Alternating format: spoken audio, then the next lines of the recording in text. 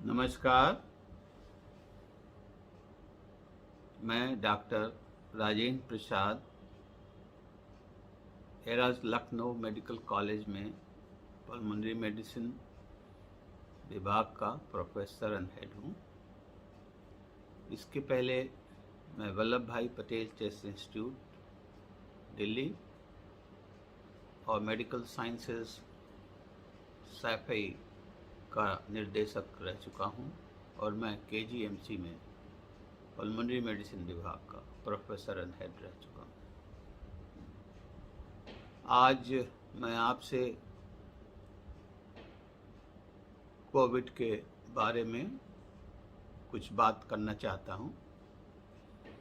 आज जब हम 14 जून 2021 के दिन बात कर रहे हैं, तो जैसा आप सबको पता है कि कोविड का जो सेकेंड वेव बहुत तेज़ी से कम हो रहा है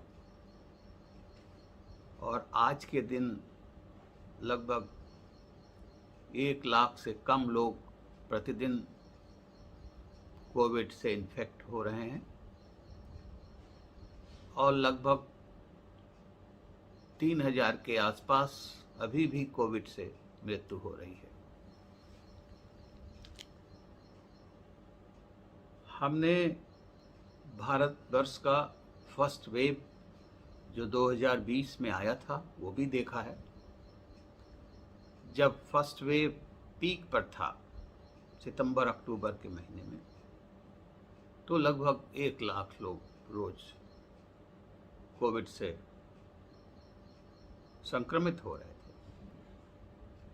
लेकिन जब फरवरी और मार्च के महीने में वो केस घट करके 10,000 के आसपास आ गया था, तो हम सब बहुत खुश हुए और हमने सोचा कि शायद कोविड अब भारतवर्ष से खत्म हो गया।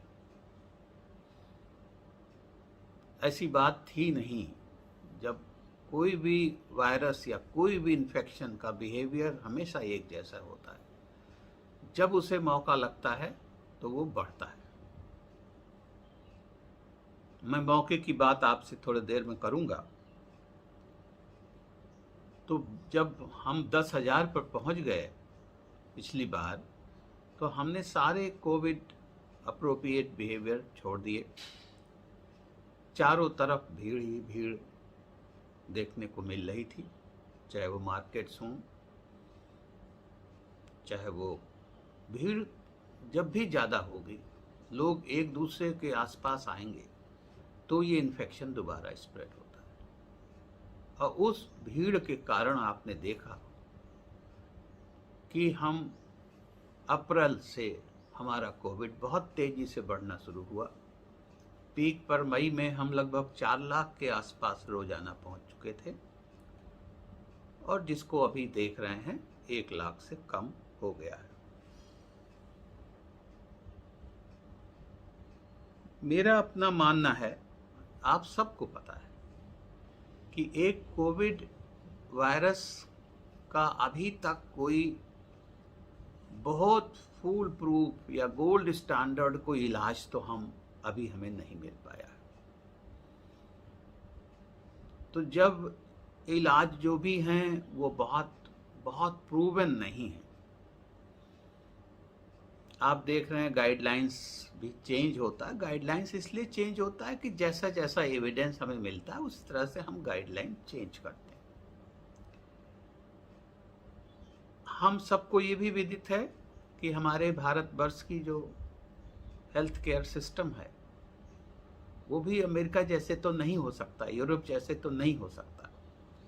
उसमें कुछ कमियां भी हैं और आप देख रहे हैं पिछले 1-1.5 साल से, चाहे वो सेंट्रल गवर्नमेंट हो या स्टेट गवर्नमेंट्स हो डिफरेंट, वो कोशिश कर रही हैं कि हमारी स्वास्थ्य की जो व्यवस्था है वो काफ़ी इम्प्रूव हो।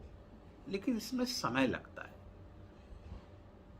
सुविधाएं तो आप बढ़ा सकते हैं, लेकिन आदमी मैन पावर कहाँ लाएंगे? डॉक्टर भी मिल जाते हैं, पैरामेडिक्स की बड़ी कमी है भारत में। तो ये कोशिश करके हमें इस सिस्टम को भी ठीक करना है। तो मैं ये कहना चाह रहा हूं, हमको सब पता है, हमको ये भी पता है कि वायरस कैसे फैलता है। तो अब बड़ी खुशी की बात है, बहुत तेजी से कम हो रहा है इन्फेक्शन रेट, डेथ रेट भी कम हो रहा। अब यही समय है, हर नागरिक का कर्तव्य बनता है कि जो कोविड अप्रोप्रिएट बिहेवियर है उसका हम सख्ती से पालन करें। सख्ती से जब मैं कह रहा हूं पालन करें, तो हर इंसान का, हर नागरिक का ये कर्तव्य बनता है। सरकारें अपने लेवल से काम करती हैं, लेकिन इसमें हर नागरिक का भी पुनीत कर्तव्य है कि कोविड अप्रोप्रिएट बिहेवियर का पालन करें। जब मैं कोविड अप्रोप्रिएट बिहेवियर की बात करता हूं, तो सबसे पहले तो आता है भीड़ न लगाएं, भीड़ में ना जाएं। कोशिश यही करें, चाहे वो छोटी ही भीड़ क्यों ना हो, कोशिश करें अगर वो अवॉइड हो सकता है तो ना जाएं। अगर जाना पड़ता है तो मास्क का इस्तेमाल जरूर करें।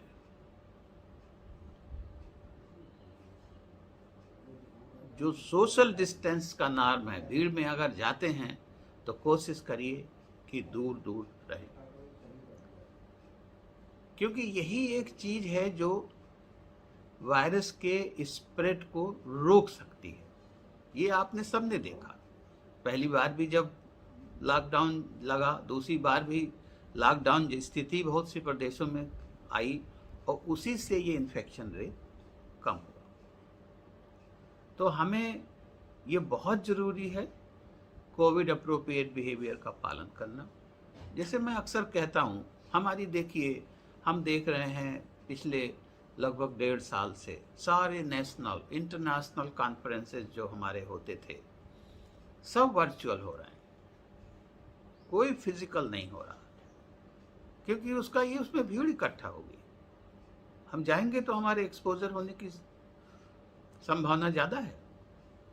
तो कोशिश, मैं भी ये सलाह करता हूँ, जो काम अगर ऑनलाइन हो सकता है, कोविड ने हमें बहुत सी नई नई बातें सिखा दी। हम सबों को, भारतवासियों को, सबको ऑनलाइन की सुविधा बहुत अच्छी से सिखा दी। तो अगर कोशिश करें, जो काम ऑनलाइन हो सकता है उसे ऑफलाइन करने की कोशिश ना करें। हाँ, जो काम नहीं हो सकता है फिर आप कोविड अप्रोप्रिएट बिहेवियर का इस्तेमाल करें। एक और तरीका है, क्योंकि मैं हमेशा कहता हूं कि जैसे हम पहले भी कहते थे, prevention is better than cure. रोकथाम ही बहुत सी बीमारियों में जिसका इलाज हमारे पास सही से नहीं होता, तो हम कहते हैं रोकथाम ही इसकी सबसे बड़ा इलाज है। तो रोकथाम के लिए कोविड अप्रोप्रिएट बिहेवियर, और दूसरा अगर कोविड से बचना है, सीरियस होने से बचना है, हॉस्पिटल जाने से बचना है, आईसीयू केयर से बचना है, तो आप सब वैक्सीन लगवाएं।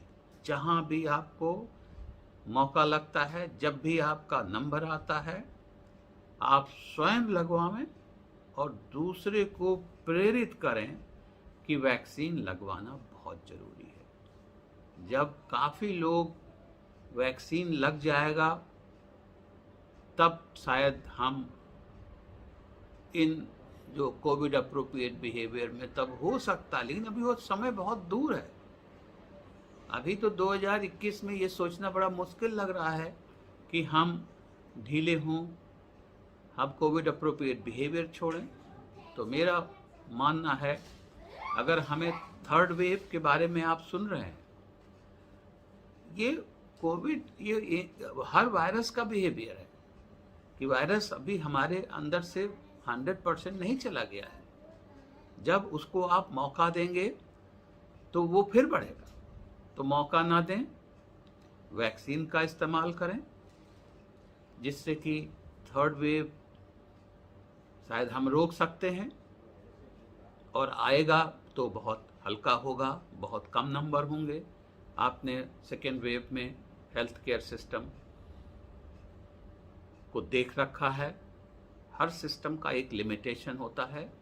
हेल्थ केयर में अगर आप नंबर बहुत बढ़ा देंगे मरीजों का, तो हर हेल्थ केयर कोलैप्स होने की, हमने हर हेल्थ केयर सिस्टम को कोलैप्स होते हुए इस कोविड महामारी में देखा है, चाहे वो अमेरिका हो, चाहे वो इटली हो।